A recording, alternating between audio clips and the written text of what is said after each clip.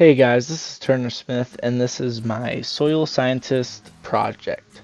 I used Minecraft in order to build my model for the soil sketch that I was using. The soil sketch that I have comes from the Sandstone Lake Reservoir. I picked it because it's a place I like to fish a lot, and I've been out there a lot, so I kind of know what the soil is like. The soil is Archin, and it has 5 horizons, and the pH goes from acidic to alkaline. So the A horizon is going to be the first one we have after I finish these blocks here. And so the A horizon is a 3 or 4 moist. It is a fine sandy loam, and it ranges from moderately acidic to neutral. This is like that topsoil, and it's very sandy, big grains, doesn't clump together real well. You kind of notice that when you're out there, it's just a very sandy on top. This does not hold very much moisture due to the larger grains. And as we see as we go down, this will change into more of a clay and will hold more moisture. But for as the A horizon goes, it is not very thick. Does not keep a lot of moisture, but it is slightly acidic, so that is interesting. Next is the E horizon, which is a 3 to 5 on the moistness scale.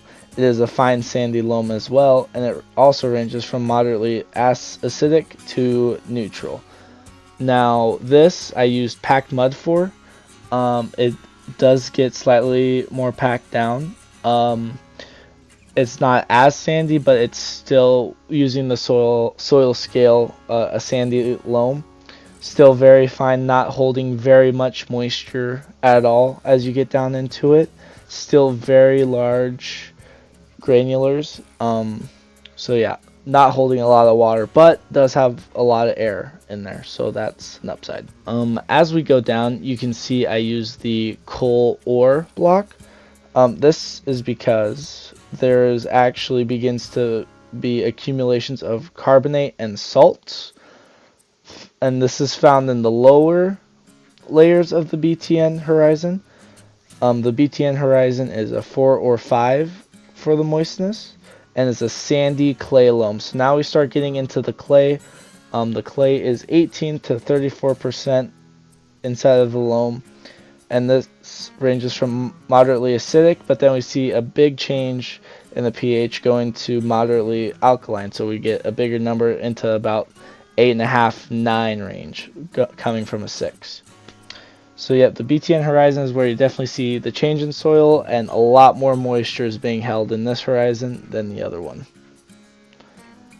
Next is the BK horizon. I use deep slate coal ore for this block. The BK horizon is 4 to 6 on the moistness, so as you can see, we just keep increasing on the moistness.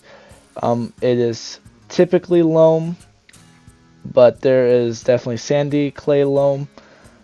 It has few to many coarse accumulations of carbonate and fine accumulations of salt, so just different accumulations for more nutrients for plants if they do get their roots deep down there. And it is holding moisture, so once we get to this horizon, plants definitely have a better shot at getting the nutrients they need in order to grow. The last and the biggest horizon is the C horizon. This is the one just above bedrock, which is not just a thing in Minecraft, but in real life as well. The moistness is from a 4 to a 6. It is a clay loam, and there are now crystals of gypsum and other salts inside of this horizon. This is why I use the deep slate iron ore, as that white kind of represents the gypsum. I think it's very cool that there's gypsum down there. You know, it's something you don't think about when you're just walking above the ground like that. It ranges from slightly to very strongly alkaline, so now we are no longer in acidic soil, and we are a lot more basic and higher up. We're definitely a 9 on the pH scale once we get to this layer. As you can see, comparing with my original soil sketch, my Minecraft representation has 5 layers and the soil sketch has 6. That is because I believe the description kind of clumped the C and the CN together. But this soil sketch is very representative of just how the soil can shift and change as you just start peeling back the layers.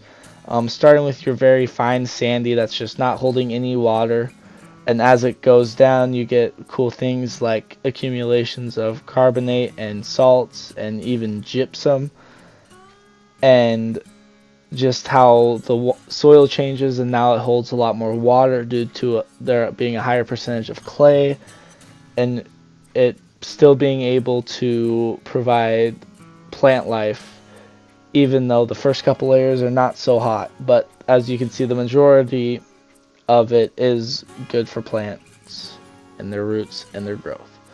Thank you very much for watching and hope you have a good day.